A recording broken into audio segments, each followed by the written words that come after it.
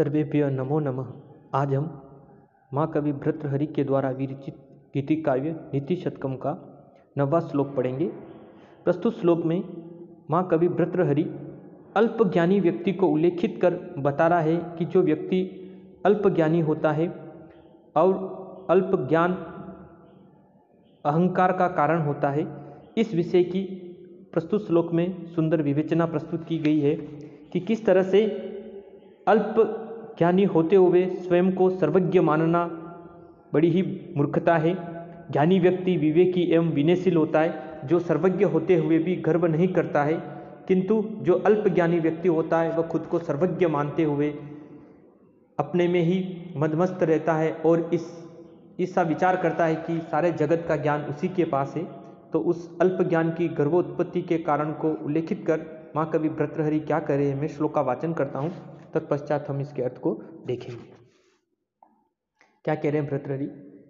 यदा किंचित ज्ञो अहम गज इव मद अंधशम भवम तदा सर्वज्ञो अशमीत्य भव दव अवलिप्तं मम मनः। यदा किंचित किंचित बुधजन सकाशद अवगतम तदा मूर्खो अशमित इति ज्वर इव मदो में व्यपगतः। क्या कह रहे हैं भर्तृहरि? यदा किंचित ज्ञो अहम गज इव मदांधशम भवम तदा सर्वज्ञो अशमीत्य भवदव अवलिप्तं मम मनः। यदा किंचित किंचित बुधजन सकाशद अवगतम तदा मूर्खो अशमित इति ज्वर इव मदो में व्यपगतः। श्लोक का अन्वय इस तरह से होगा। यदा अहम किंचित ज्ञ गज इव मद अंध समभवम तदा मम मनः सर्वज्ञ अस्मि इति अवलिप्तं भवत्।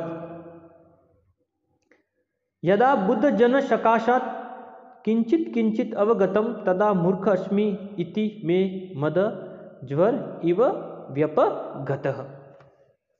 क्या कह रहे भर्तृहरि?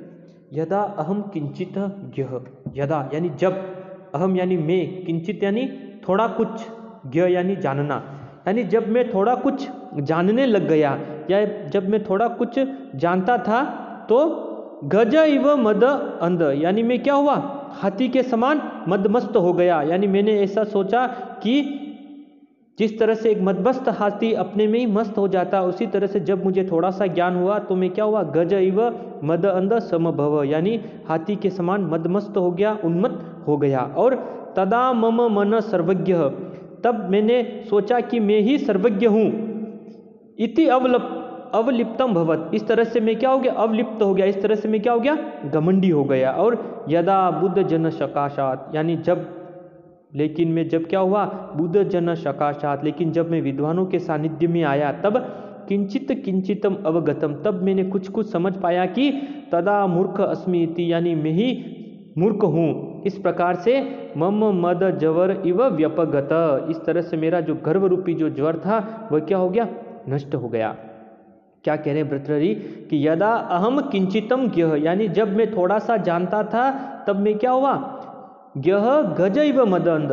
यदा अहम किंचित ज्ञः यानी जब मैंने ज्ञ का अर्थ जानना, यानी मुझे जब थोड़ा सा ज्ञान हुआ तब मैं क्या हुआ, गज इव मद अंध समभव यानी मैं हाथी के समान मदमस्त हो गया। यानी जिस प्रकार से हाथी अपने शरीर मस्तिष्क से मद के स्त्रावित हो जाने पर उसकी सुगंध से मतमस्त हो जाता, उसी तरह से मैं भी अपने आप में मतमस्त हो गया और मैंने सोचा कि तदा मम मन सर्वज्ञ अस्मि इति अवलिप्तम अभवत, मैंने सोचा कि मैं ही सब कुछ जानता हूँ, मैं ही सर्वज्ञ हूँ। इस तरह से इति अवलिप्तम अभवत, इस तरह से मैं क्या हो गया, गर्व से युक्त हो गया।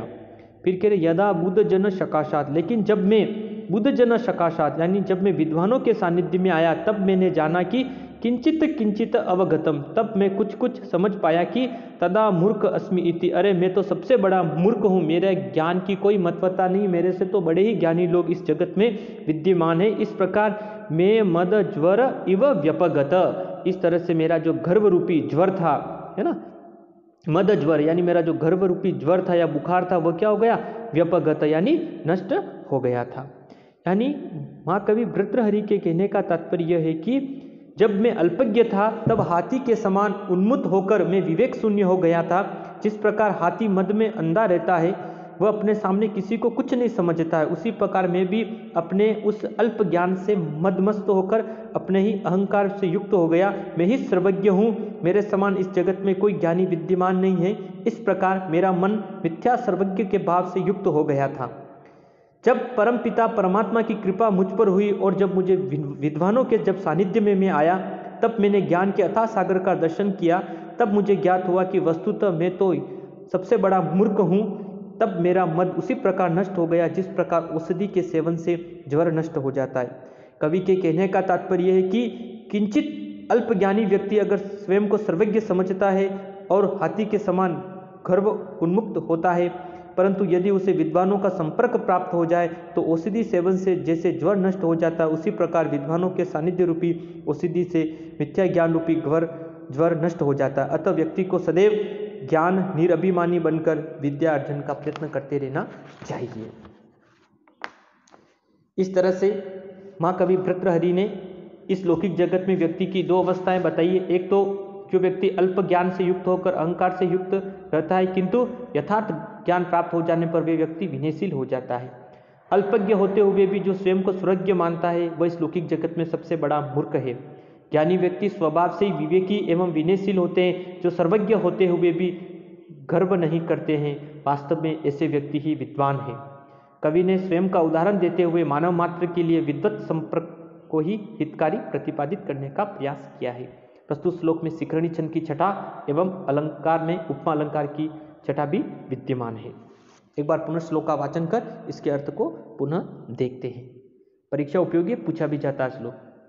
यदा किंचित ज्ञो अहम गज इव मद अंध समभवम तदा सर्वज्ञो अशमित्य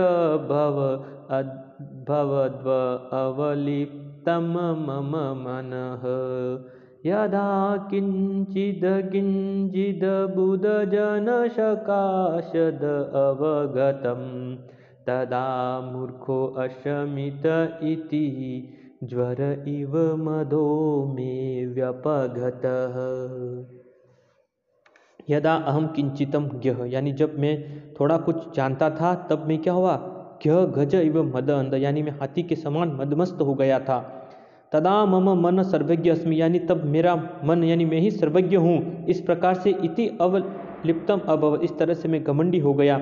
यदा बुद्ध जन सकाशात, लेकिन जब मैं विद्वानों के सानिध्य में आया तब किंचित किंचितम अवगतम, तब मैंने कुछ समझ पाया कि तदा मूर्खम अस्मि इति, अरे मैं ही सबसे बड़ा मूर्ख हूँ। इस प्रकार से मैं मद ज्वर इव व्यपगत, इस तरह से मेरा गर्व रूपी ज्वर नष्ट हो गया।